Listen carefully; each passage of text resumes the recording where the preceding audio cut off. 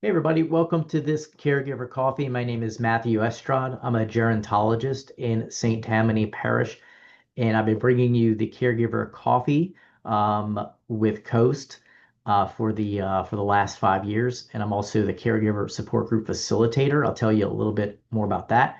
Um, Today is a continuation of a video on Medicare hospice benefits. So if you did not see part one of Medicare hospice benefits, I highly encourage you to go back to that one first, watch that one, and then come back here.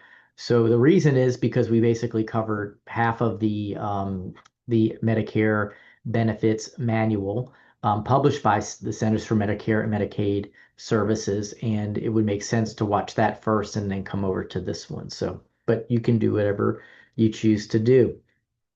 Um, so it's about 14, 15 pages, and it's pretty succinct. I think it's shorter than what it has been in the past. This came out in the spring of 2025.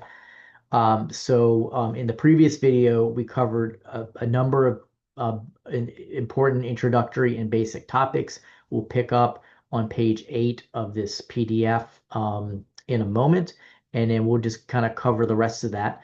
And like I said in the first video, this still applies. So I encourage you to go to the link to this particular manual because I'm not covering every single line. And I should also say I'm not a government employee. I'm not a representative of Medicare or CMS. So, and there's also some things in the previous video I said, well, make sure you talk to the potential hospice company that you're going to choose.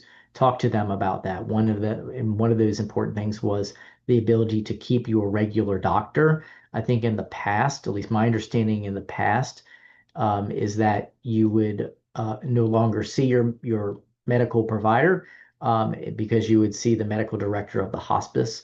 But it looks like, according to this, that is not the case. So just check on that. So let's hop back in. We're going to page 8, and let's see. All right. What you pay for hospice care.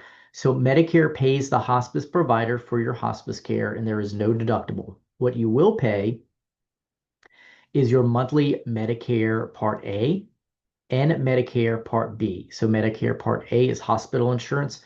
So inpatient, Medicare Part B is outpatient or in the clinic. You also pay a copayment up to $5 per prescription for outpatient prescription drugs for pain and symptom management. In the rare case that the hospice benefit does not cover your drug, your hospice provider should contact your Medicare drug plan, if you have one, and find out if that plan covers it.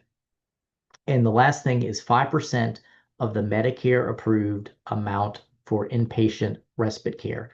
So we talked about respite care in the first video. This can be up to 5 days. It can be many times it's in an inpatient facility where your loved one can go. The person who's on hospice can go there while you get respite, you get a break. You don't have to go out of town. You don't have, this is just a break. You can spend it how you wish. And some people might be hearing that and say, like, wow, well, I don't want to take a 5 day break away from my loved one who's on hospice. And that's perfectly fine. I just wanted to let you know that this is a benefit if you need to take care of your own health, if you both emotional, mental health, physical health, that many caregivers don't think about, or they want to focus on their loved one and they ignore their own health or don't spend as much time as they should. So that's why that benefit is there. So you will pay 5% of that of the approved amount. For example, if Medicare approves $100 per day for the inpatient respite care, you will pay 5. So, and Medicare is going to pay 95. So that benefit is there. Once you start, this is an important note. It says once your hospice benefit starts, original Medicare will cover everything you need related to your terminal illness. We covered this in the last one, so I think they just have this throughout. Original Medicare will also pay for services for other health problems Original Medicare will also pay for covered services for any other health problems that are not part of your terminal uh, illness and related conditions. If you need to get an inpatient care at a hospital, your terminal illness and or related conditions, your hospice provider must make the arrangements. Your hospice benefit will cover the cost of your inpatient hospice care in the hospital, and you pay for and pay for your hospice provider. Since the hospice provider and the hospital have a contract, they work out the payment agreement between they pay the payments between them. However, if you do go into the hospital and your hospice provider did not make the arrangements, you might be responsible for the entire cost of the hospital care. So I'm glad that's in there. That's kind of scary to think about if you were to not make your arrangements, go in there and have lots of charges, and then you would have to be responsible for them because the hospice company didn't set that up. How long can you get hospice? This is an important question. Hospice is provided for people, of course, with a life expectancy of 6 months or less. If the illness runs its normal course, if you live longer than 6 months, you can still get hospice as long as the hospice medical director and other hospice doctor or other hospice doctor recertifies that you are terminally ill. Hospice is given in benefit periods, and you can get hospice for two 90-day periods, followed by an unlimited number of 60-day benefit periods. The benefit period starts the day, a benefit period starts the day that you begin to get hospice care. It ends when your 90-day or 60-day benefit period ends. At the start of the first 90-day benefit, your hospice doctor and regular doctor, if you have one, must certify that you're terminally ill. So that's, to get on it initially. And there's other details in here that it's going to be good for you to go and read as well. So I'm not giving you all the information. Please go back and read all the fine print so you are making informed decisions. All right, stopping hospice care. If your health improves or your illness goes into remission, you may no longer need hospice care. And this does happen. You always have the right to stop hospice care anytime if you choose to stop that, the hospice provider will ask you to sign a form that includes the date that your care will end. No one should ask you to sign any forms about stopping hospice care if you did not ask for them. Stopping hospice is a choice that only you can make, and you shouldn't sign or date any forms until the actual date that you want your hospice care to stop. If you were in original Medicare when you decided to stop hospice care, you can discontinue original Medicare. You can continue in original Medicare. If you're eligible, you can go back to hospice care at any time. However, if you were on a Medicare Advantage plan when you started hospice, you can also stay in that plan while getting hospice care as long as you continue to pay for your plan's premiums. All right, so read that as well many times. Protection from fraud. We'll talk about protection from fraud, Medicare rights, submitting a quality of care complaint. All right, protecting yourself from fraud. Medicare care fraud can happen anywhere, and it's important that you protect your Medicare information and decline services that you do not need. People with Medicare should avoid scammers who often offer services that are not provided by your hospice team. Some scammers will try to get you to sign up for hospice even if you don't need it. To help protect yourself from fraud, remember these tips. Your doctor is the only person that can certify that you're terminally ill with a life-limiting illness with an expectancy of 6 months or less if it runs its normal course. If you're not terminally ill, you should not get hospice care. Never accept perks or gifts for signing up for hospice services. They're not your hospice company is not or scam or someone is not even going to offer the services is not supposed to give you something for signing up for something that you already have paid for or a benefit for choosing them. Medicare won't provide free services like housekeeping. Don't share your Medicare number if someone offers you free services like housekeeping or cooking. And to learn more about reporting and identifying Medicare fraud, You can go to medicare.gov/fraud, FRAUD. Your Medicare rights. As a person with Medicare, you are guaranteed rights, including the right to get care that meets professional recognized standards. If you believe that your care that you're getting is below standard, and you're dissatisfied with the way that your hospice is responding to your concerns, you have a right to contact the Beneficiary and Family Centered Care Quality Improvement Organization. This organization is administered by Medicare, by Levanta or Accentra, depending on what state that you live in. I'm not sure what we have here in Louisiana. So you'll talk to them about your challenges, your issues, your complaints. You also have the right to ask for a review of your case. If your hospice provider or doctor believes that you are no longer eligible for hospice care because your condition has improved, but you do not agree, you have the right to ask for a review of your case.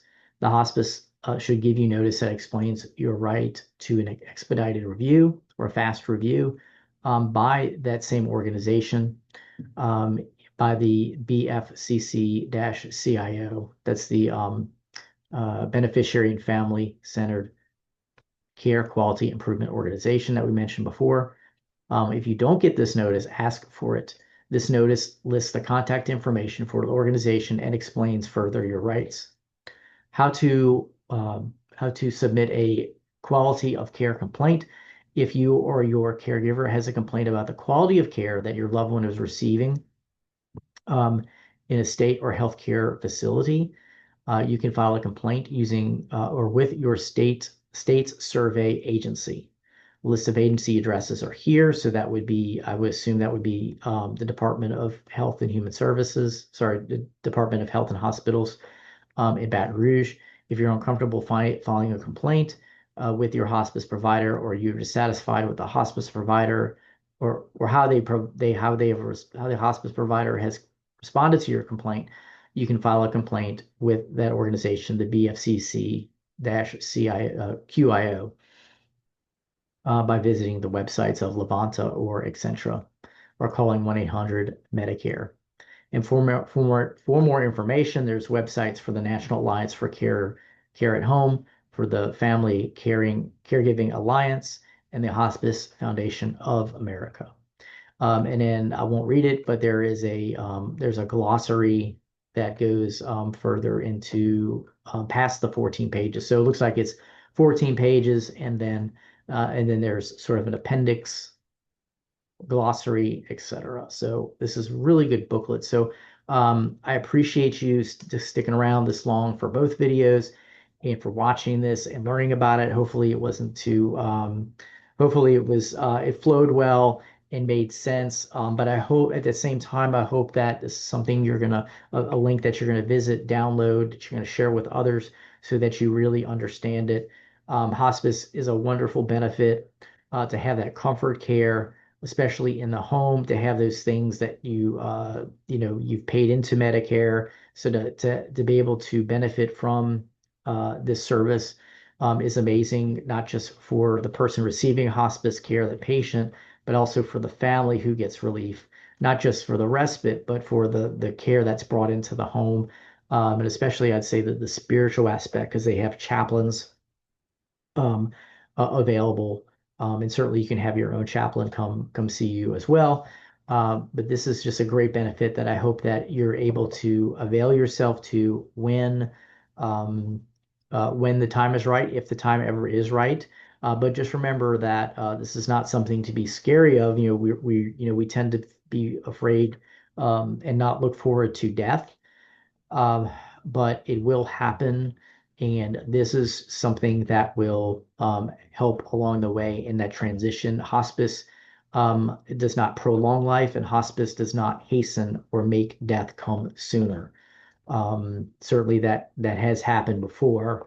That can happen for unethical people and companies, but the service itself is a tool and it's a benefit. And I hope that these two videos have been helpful for you in understanding them and knowing what your rights are, what your benefits are, and where to go for more information. So Last thing I'll say is remember, you get to choose your hospice company. They have salespeople, they have marketing reps, they have community liaisons, and they can be great people. Just know that they are trying to get you to choose their company. So ask lots of questions, use your wisdom and your intuition. Don't be rushed into anything. Get advice from others.